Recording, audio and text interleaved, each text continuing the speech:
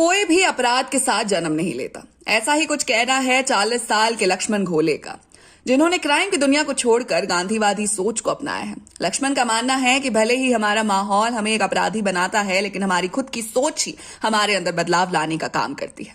लक्ष्मण घोले की जवानी तो क्राइम करते ही गुजर गई, लेकिन कम से कम उन्हें अपनी गलती का गिल्ट है और आज वो इसे सुधारने के लिए कई तरह के काम करते हैं। लक्ष्मण इस मामले में सही थे कि माहौल ही इंसान को अपराधी बनाता है, क्योंकि लक्ष्मण खुद मुंबई के कुर्ला में एक ऐसी बस्ती में बड़े हुए जहां वसूली, गैंग वॉर, मारपीट, गुंडागर्दी जैसे तमाम क्राइम्स लोगों के लिए आम बात थी। इस बस्ती में ज्यादातर क्रिमिनल्स ही रहते थे, जिसका इन्फ्लुएंस 15 साल के लक्ष्मण घोले पे भी पड़ा। हालांकि लक्ष्मण का क्राइम की ओर बढ़ा पहला कदम बिल्कुल भी इंटेंशनल नहीं था। असल में 15 साल की उम्र में एक बार लक्ष्मण अपने स्कूल से घर वापस आ रहे थे। तभी लक्ष्मण की नजर एक लड़की पे पड़ी, जिसे गली का एक गुंडा वर्बली और फिजिकली असॉल्ट कर रहा था। लड़की चिल्ला रही थी, लेकिन वहां पे खड़े आसपास के लोग हर बार की तरह सिर्फ तमाशा ही देख रहे थे। लक्ष्मण के मुताबिक वो लड़की मदद के लिए रो रही थी और भीड़ से सवाल कर रही थी कि क्या वो तब भी ऐसे ही तमाशा देखते अगर उनके परिवार के किसी सदस्य के साथ ऐसा हो रहा होता। लड़की के इस सवाल पे लक्ष्मण ने अपना टेम्पर खो दिया और पास के एक सलौं से ब्लेड लेकर गुंडे का गला ही काट दिया। ये वो दौर था जिसके बाद लक्ष्मण ने कभी पीछे मुड़कर नहीं देखा और आने वाले 2 डेकेड्स तक उन्होंने सिर्फ क्राइम का अपना जीवन चुना।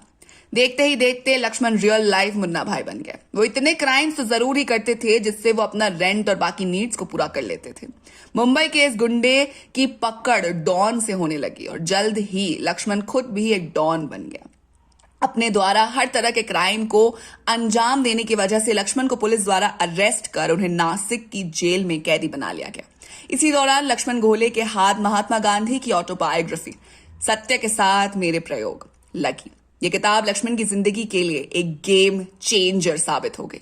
इसी किताब को पढ़ने के बाद लक्ष्मण क्राइम की दुनिया से हटकर लाइफ की रियलिटी को समझने लग गए। लक्ष्मण के अब तक के लिए किए गए हिंसा के साथ प्रयोग सत्य के साथ प्रयोग में बदल गया। लक्ष्मण इसी के साथ जेल के 88 क्रिमिनल्स के साथ मिलकर उपवास पे बैठे। इन कैदियों को MPDA यानी Maharashtra prevention of dangerous activities act के तहत गलत तरीके से कैद किया गया था और जेल के आइसोलेशन वार्ड में रखा गया था। इसके बाद लक्ष्मण को कोर्ट के जज के सामने खड़ा किया गया, जहां पे उन्होंने अपने सारे गुनाह कबूल कर लिए। जज ने कहा, तुम्हें पता है ना, तुम्हारे इस कन्फेशन के बदले तुम्हें 7 साल की सजा होगी। लक्ष्मण ने जज की बातों में हामी भरी और सजा भुगतने को तैयार हो गए। इस बात से जज इंप्रेस हो गए और उन्होंने लक्ष्मण की सजा घटाकर सिर्फ 3 साल कर दी। उस दौरान लक्ष्मण महाराष्ट्र के कई दूसरे जेल में गए, जिसके बाद फाइनली उन्हें 2007 में जेल से रिहा कर दिया गया। आज लक्ष्मण दूसरे गांधीयन सपोर्टर्स के साथ मिलकर महाराष्ट्र के गढ़चिरौली में सार्वजनिक नैतिकता परीक्षा यानी पब्लिक मोरालिटी एग्जाम उन नक्सल्स के लिए चलाते हैं जो अपने क्राइम्स को मानकर सरेंडर कर लेते हैं। कहा जाता है कि गढ़चिरौली में नक्सलाइट का काफी खौफ है, लेकिन उनमें से कई लोग खुद को सरेंडर कर अपना जुर्म मान लेते हैं। घोले कहते हैं, सोसाइटी को सुधरे गए अपराधियों को एक्सेप्ट करने में अपना कंट्रीब्यूशन देना ही होगा। लक्ष्मण खुद को इनसेंसिटिव सोसाइटी और क्रूर पुलिस का एक विक्टिम मानते हैं, जिन्होंने छोटी उम्र में लक्ष्मण को क्राइम की दुनिया में डालने का काम किया। 15 साल की उम्र में गुंडे का गला काटने के आरोप में लक्ष्मण को पुलिस ने अरेस्ट कर लिया और उनकी उम्र 18 बताकर उन्हें आर्थर रोड जेल में डाल दिया। असल में उस दौर में बहुत कम रिमांड होम्स थे, यानी कि जुवेनाइल रिफॉर्मेटरी सेंटर्स, जिस वजह से जानबूझकर पुलिस ने लक्ष्मण की उम्र 15 से 18 कर दी थी। आर्थर रोड जेल में जब लक्ष्मण कैदी बने तो वहां पे उनकी पहचान अमर नायक जैसे खतरनाक गैंग के मेंबर्स से हुई, जिसके बाद लक्ष्मण क्राइम की दुनिया में ही शामिल हो गए।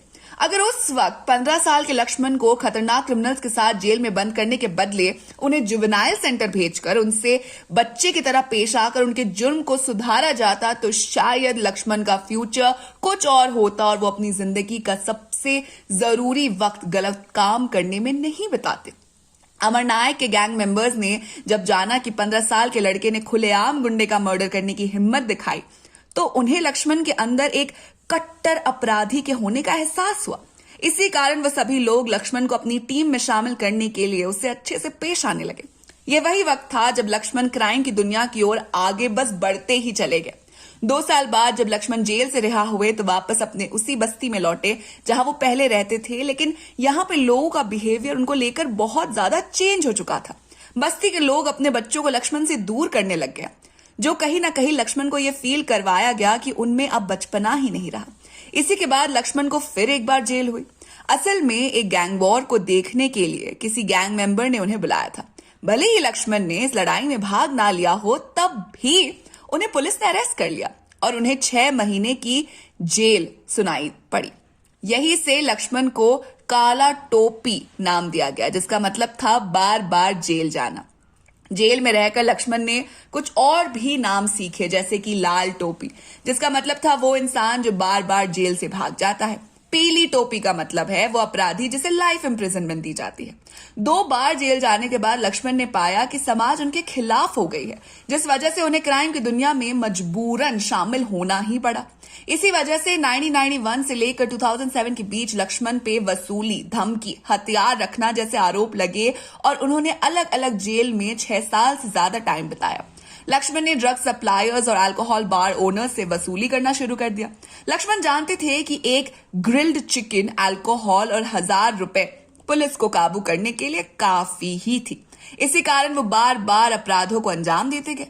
लक्ष्मण के मुताबिक पुलिस ने उन्हें कभी सुधारने का मौका ही नहीं दिया। पुलिस हमेशा उनके खिलाफ गलत आरोप लगाकर उन्हें फंसा देती थी, जिससे उन्हें सुधरने का कभी मौका ही नहीं मिला। आज लक्ष्मण खुद को बदल लेने के बाद अपना खुद का एनजीओ सक्षम फाउंडेशन चला रहे हैं और उसके थ्रू गांधीवादी सोच और शांति को फैलाते हैं। 8th स्टैंडर्ड तक पढ़े घोले अलग अलग स्कूल और कॉलेजेस में जाकर अपनी कहानी लोगों को बताते हैं। उन्होंने 10,000 से ज्यादा कैदियों के लिए गांधीवादी परीक्षा ऑर्गेनाइज करवाई। आज लक्ष्मण के कई स्टूडेंट्स LLB भी कर रहे हैं, तो कुछ सुधरे गए कैदी डॉक्टर की पढ़ाई भी पूरी कर रहे हैं। लक्ष्मण टेड टॉक्स में भी शामिल हो चुके हैं और समाज सेवा कर रहे हैं। तो दोस्तों, ये थी लक्ष्मण घोले की कहानी, जो बिल्कुल किसी का भाई किसी की जान में सलमान के किरदार जैसी है। तो आप हमें बताइए कि आप किसी का भाई किसी की जान फिल्म के लिए कितने एक्साइटेड है। साथ ही अगर आपको वीडियो पसंद आई हो तो इसे लाइक कीजिए, दोस्तों के साथ शेयर कीजिए और फिल्मी दुनिया से जुड़े रहने के लिए सब्सक्राइब कीजिए हमारे चैनल बॉलीग्राड स्टूडियोज को।